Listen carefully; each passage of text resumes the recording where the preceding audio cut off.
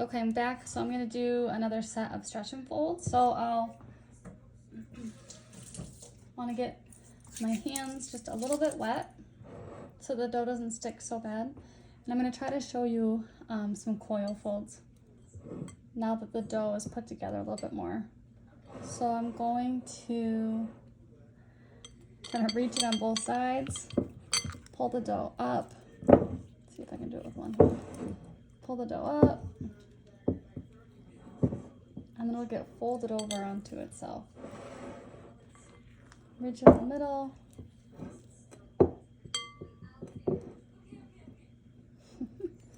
Pull the dough up. And then it's going to get folded over on itself.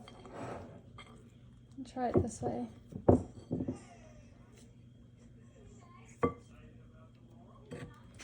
So, not a perfect example because it's really hard to do while filming, but those are some coil folds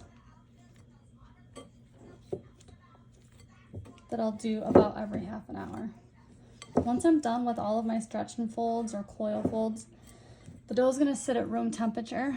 The tricky part, and I think the hardest part for me to figure out, was for how long it sits at room temperature after stretch and folds.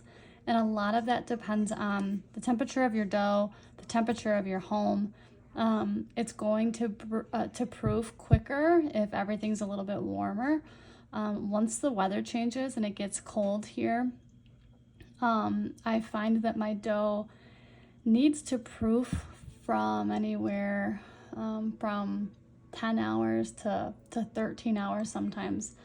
I've recently started to increase the temperature in the house on dough day to shorten that time just a little bit, but it's still several hours, 9 to 10 hours proofing. There's no yeast in here, and so the sourdough is doing all the work at making this rise.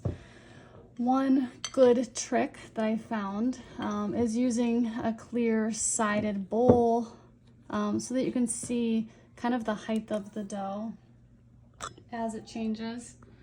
So I'll check. This is kind of what the dough is looking like right now.